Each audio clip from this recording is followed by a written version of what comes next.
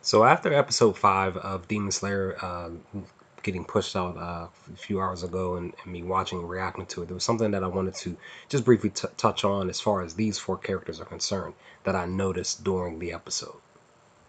So what I noticed during episode 5 here towards basically like in the middle of the episode here with each of these characters is just their characteristics, what they exuberated, like basically like what they showed of themselves. In this specific character, he shows aggression, he shows impatience. He's straight to the point. He wants, even in this episode, he kept asking the girl, those two kids, like, give me my sword. I want the color change sword. I want my sword right now. Um, and I always find it funny that in anime there's usually always this one specific character who usually a lot of times has a lot of aggression towards the main protagonist in the anime, and so it seems like him and Tanjiro are going to have many arguments and many fights moving forward in this show. But definitely he is an aggressive character. Now, per this character, he is a character who is more like more like timid wise. He's very fearful. He very worryful because throughout the portion of his on screen time, he basically kept saying like I'm not going to survive, even though I've survived here. I'm more than likely going to die. Probably has to do with something within, kind of like how I was saying with the other character, and him wanting to get his sword, wanting to, go after, I guess, a demon who probably attacked his village and killed his family. Sort of similar to, it would be a different situation for this character where he's fearful for his life because probably a demon attacked his village and killed his family, and he was expecting to die, but it didn't happen. He probably just fled the scene, type of thing. So I'm more than thinking like he barely survived out here. Probably literally was the only one of the only few people who barely survived out here during these 7 nights of this final selection. And he just, he fears for his life, which I kind of, wonder how he survived, but he did it anyway. But he's a very fearful, timid character, uh, which I'm waiting for a name from him soon. As far as Tanjiro's character is concerned, I really love this moment here, and even throughout the past 5 episodes of Tanjiro's character growing literally through the experiences that he has been throughout the show.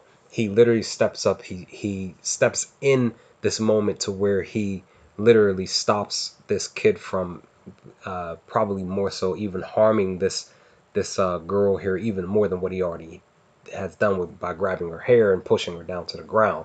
Um, but Tanjiro stepped up, and you would expect that from a character like him because when you think about Tanjiro's background, he came from a village that where everybody knew him. They knew him as basically like a true member of the village and a role model for kids.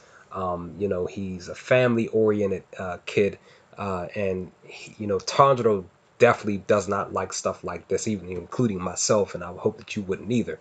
Where Tanjiro steps up, and he steps up in a big way, where he literally threatened this kid by telling him, "If you don't let her go, I'm gonna break your arm." So I just definitely loved that this moment of trueness from Tanjiro, where he literally stepped up and did what needed to be done to to de-escalate this situation, which could have turned out to be something even bigger than what it needed to be. Now, as far as this young lady is concerned, here on the far left of the image here, she's very quiet. No words have been spoken from her at all throughout this entire moment when she debuted. She didn't even, of course, nobody said anything when Tanjiro arrived at the final selection in episode 4 last Saturday, but she kind of just was just living in the moment, enjoying, seemingly like a person who enjoys nature. She which is very strange to me, guys. She always has this butterfly around her. It's literally this specific butterfly. Now I'm just gonna take a guess and say that this specific butterfly is like a pet for her, but you know, this butterfly was with her even in an intro. This butterfly, literally, like I said, has been flying around her throughout the entire time of her being here. But you know, she very quiet, has not spoken a word. And you know, I kind of wonder about her character, which I'm actually going to do another video on coming up a little bit later. But she, you know, she just is just really quiet, you know, and I wonder if you pushed her button, would something different about her change, you know, or you know, would she? Automatically know that she can handle her own weight as far as when it comes to fighting. I already know that for a fact, because otherwise she would not have survived the final selection. But definitely no words from her, and usually the quiet ones are from what people have said it over the many decades. Usually the quiet ones are the most dangerous, and I kind of am gonna assume that she is a very dangerous young lady if you put her in a bind when it comes to fighting. So I'm very curious about her skill set when it comes to how she can use her skills, her abilities, whatever they may be. So I'm very curious about her character, and like I said, all the other characters, I'm really curious about how they do their thing as far as the Demon World universe is concerned. So yeah, guys, this episode was great. I loved it. What did you all think of it? What did you all think of the characters when they debuted here today?